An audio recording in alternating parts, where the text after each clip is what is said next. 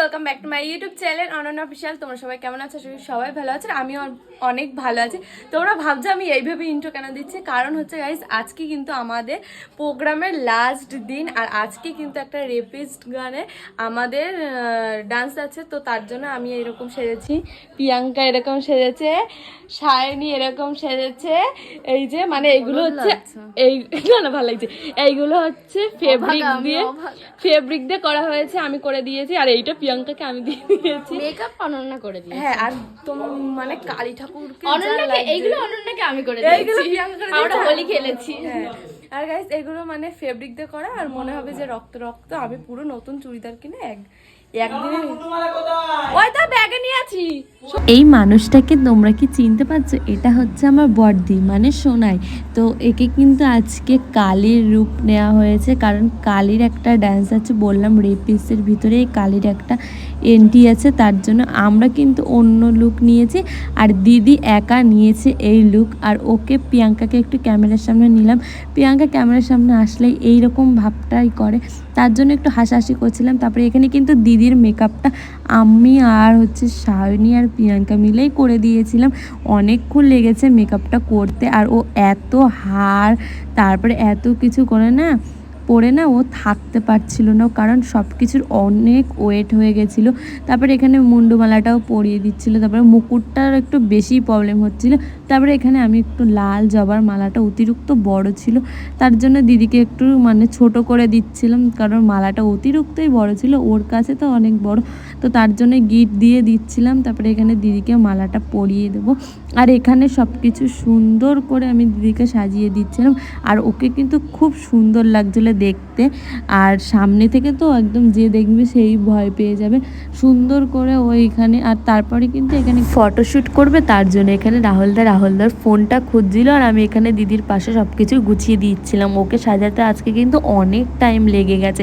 তারপরে ও সেরকম একটা কমফোর্টেবল ছিল না, কারণ অনেক জিনিসপত্র পরে নিয়েছিল, তার জন্যই ও এখানে কিন্তু তারপরে ওকে বলে দিচ্ছিল কিভাবে কি দাঁড়াতে হবে। তারপরে বলছিলাম ওর হাতের রঙটা একটু উঠে গেছিলো, তার জন্য বলছিলাম তোকে ওইখানে গিয়ে ফিনিশিং টাচ দিয়ে দেবো, এখন তো এইভাবেই মানে ও আর পারছিল না, এত ভারী মানে মালা ঠালা পরে ও আর পারছিল না থাকতে। তারপরে এখানে ভালো করে বলছিলাম এইভাবে না এইভাবে, তাও তারপরে এখানে আমি আমার ক্যামেরাটা নিয়ে নিলাম, আর এখানে সুন্দর করে দিদিকে ফটোশ্যুট করছিল, সবাই দাঁড়িয়ে দেখছিল। আর ওর মানে আর এত একদম অস্বস্তিকর লাগছে, ওর মুখের এক্সপ্রেশনটা দেখে তোমরা বুঝতেই পারছো চেঞ্জ হয়ে গেছে একদম। তারপরে ওকে যখন নিয়ে যাব তখন হচ্ছে ওর মাথার মুকুটটা একটু প্রবলেম হচ্ছিল, তার জন্য বেশি করে কাটা দিয়ে আমি আবার ঠিক করে দিচ্ছিলাম। মানে ওর মাথার মুকুটটা না দাঁড়াচ্ছিল না, অতিরিক্ত একটু ভারী হয়ে গেছিলো।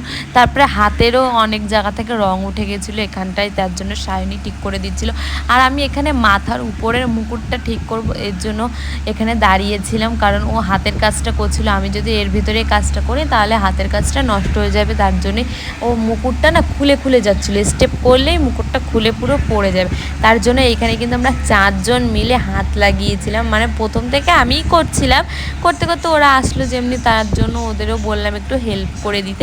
তারপরে আমার ছোটো জামাইবু দেখো এখানে ক্যামেরা নিয়ে ক্যামেরার ভিতরে ঢুকে গেছে। তারপরে এখানে আমি কিন্তু সুন্দর করে ওর মানে মুকুটটা ঠিক করে দিয়েছি, আর মুকুটটা ঠিক করার পরে মুখটা একটু ভালো লাগছে, ও বেশি কথা বলতে পারছে না, নাহলেও কথা বলতো। মুখই নাড়াতে বারণ করেছিলাম, কারণ মুখ নাড়ালে ভাঁজ পড়বে, ভাজে ওর মেকআপগুলো উঠে যাচ্ছিলো, তার জন্যই বলেছিলাম তুই কারোর সাথে কথা বলবি না, চুপ করে থাকবি। তো এখানে ও চুপ করেই ছিল, আর চুপ করেছিল, আর মনে হচ্ছিল রেগে আছে, সবাইকে একদম দেবে শেষ করে। আর এখানে হাতের কাজটা করছিল, মানে হাতে একটা 3টে দাগ দিতে হবে, তার জন্য একটু লেট হয়ে যাচ্ছিলো। তারপরে ওদিকে আবার আমাদের, তো এখানে আমি গোছাচ্ছিলাম আর ভিডিওটা করছিলাম। এখানে ওই দিদিটা সায়নীর সাথে কথা বলছিল, মানে সায়নীর হাতের কাজ খুব ভালো সেটাই বলছিল। তো চলো দেখতে থাকো।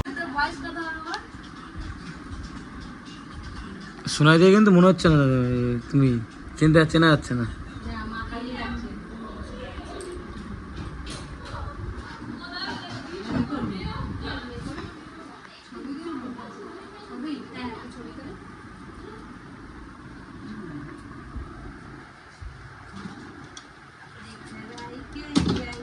তারপরে কিন্তু এইখানে আমার দিদির সাথে এরা একটু ফটোশ্যুট করে নিচ্ছিল। এই দুটো হচ্ছে বাবুদার দিদি, মানে এই একটা দিদি আর যে ফটো তুলে দিচ্ছিল সেটাও দিদি।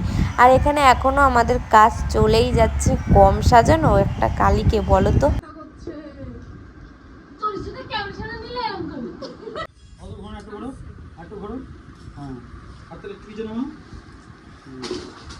বাপরে বাপ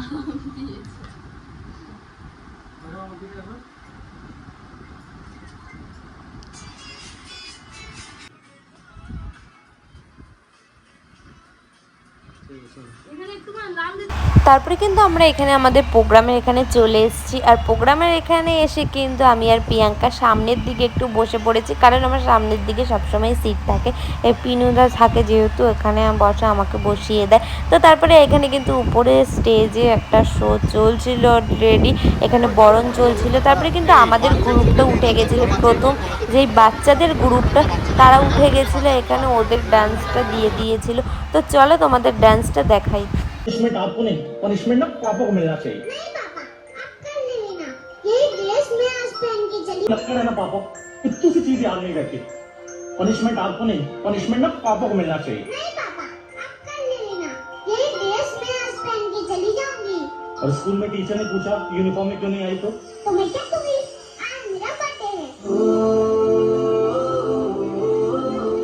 अब बर्थडे के दिन थोड़ी ना कोई यूनिफॉर्म पहनता है। ठीक है मेरा बच्चा, अरे ओ माही, चल चल बाय पापा। बाय मेरा बच्चा। चल माही, लेट हो गए। क्या लाइए? ब्रेड और जैम। मैं आलू के पराठे लाया हूँ। तू मेरे खाने में, मैं तेरे खाऊंगा। चल, लेट हो गए। अकेले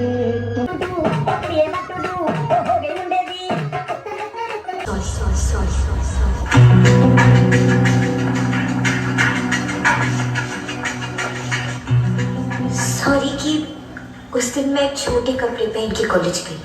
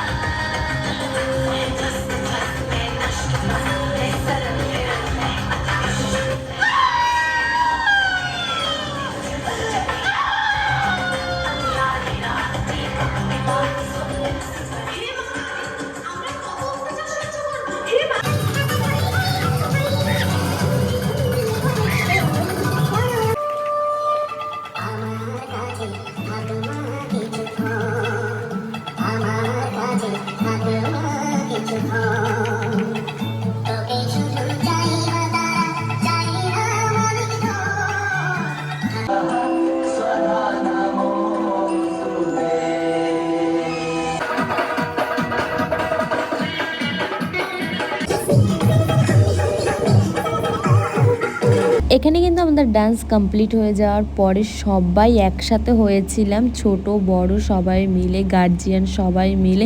আর এখানে নন্টে দেখো টিফিন পেয়ে খেতেই শুরু হয়ে গেছিলো আর ফটো তুলে দিচ্ছিল। তারপরে সব গার্জিয়ানসরা, তারপরে সব স্টুডেন্টরা সবাই মিলে এখানে ফটোশ্যুট করছিল। আর এখানে ঘেমে মেকআপ টেকআপ সব উঠে গেছে নাচের শেষে। এটাই ভালো, নাচ অব্দি তো ছিল। তারপরে এখানে ফাঁকা স্টেজে মানে লাস্টে যারা ফটোশ্যুট করার ইচ্ছে থাকে তারা করে। এখানে বাড়ি যাওয়ার টাইম। এই যে ননটা আমাকে নিতে ইস কালো তো তুমি দিলে কেন? বন্ধু বন্ধু বন্ধুই বাস দেয় জানিস তো। এ বন্ধু তুই এরকম কথা আমারে কইতে পারলি? এই যে আমার ছোট জামাই রিঅ্যাকশনটা কেমন দিলাম বল সেটাই। ভালো দিয়েছিলাম, আমার লেগেছিল জামাই ছিল। এখন কালির আসলে ফিরে আয়, আসলে এখন আর অ্যাক্টিং হবে না। বাড়ি গিয়ে এখন এরকম করে চলো চুল ধরে এরকম ভাবে না। তো যাই হোক বন্ধু এদিকে তাকা, তুই আমাকে এরকম খারাপ কথা করতে বললি? তুই তো আমার ভালো বন্ধু, বল কত কিউট দেখতে। ভিতরে মানে কি জলদি থাকবে মনে হয়।